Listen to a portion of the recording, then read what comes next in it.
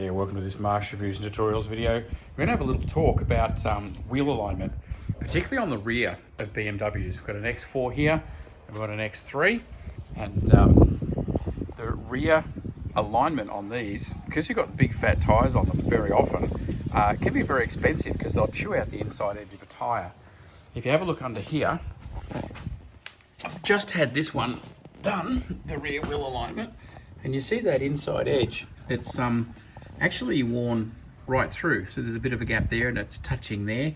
These can actually have a scallop inwards, like they'll come across and scallop in. They just wear something shocking on that inside edge. Of course, the rest of that tyre is, you know, really big and chunky, great tread, but right on that edge. And then if they actually break through the rubber to the canvas, then regardless of what you got going here, you have to replace your tyre.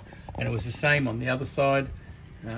You can see there really clear. If I come in on the dusty concrete and it hasn't touched that edge, the same on there. So I've had the alignment done on both these tyres, and I'll just show you. There's something you can check at home. Is all you need is a spirit level. So grab your spirit level and put the sideways bubble here to the top.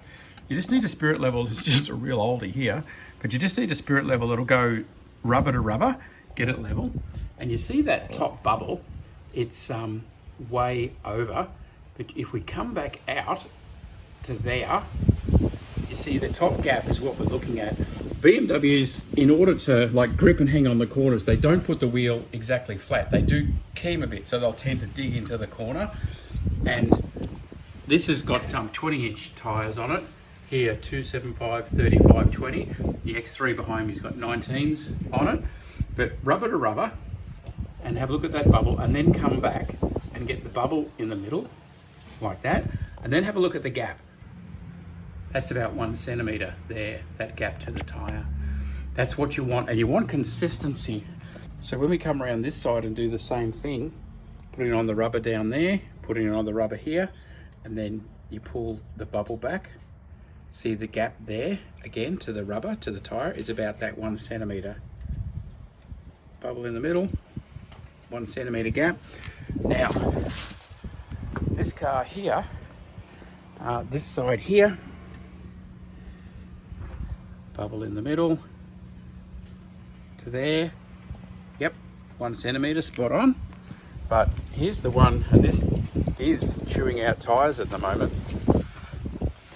Have a look at this here.